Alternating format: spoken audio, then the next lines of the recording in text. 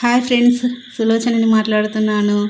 ఈరోజు మంచిర్యాలలో ఉన్న గోదావరి దగ్గరికి వచ్చామండి.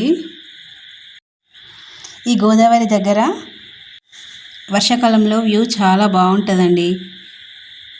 వర్షాలు చాలా పడితే ఎల్లంపల్లి గేట్లు తీస్తారండి. అప్పుడైతే వాటర్ ఫుల్ నిండు కుండలాగా ఉంటుంది గోదారమ్మ. అప్పుడు చూడడానికి రెండు కళ్ళు సరిపోవు, అంత బాగుంటుందండి. ఇక్కడ సమ్మక్క సారలమ్మ జాతర జరుగుతుంది. చాలా పెద్ద ఎత్తున జరుగుతుందండి. ఎక్కడి నుండో చాలా మంది జనాలు వస్తారు.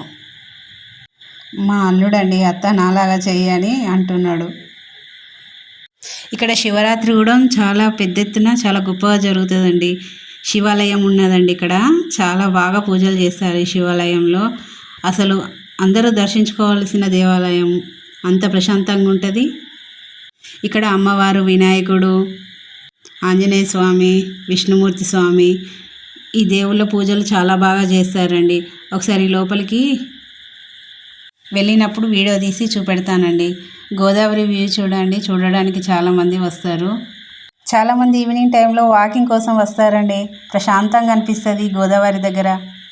ఇక్కడ పుణ్యకార్యాలు, మళ్ళీ చనిపోయిన వాళ్ళకి చేయవలసిన కార్యాలు చాలా పెద్ద ఎత్తున చేస్తారండి అందరూ.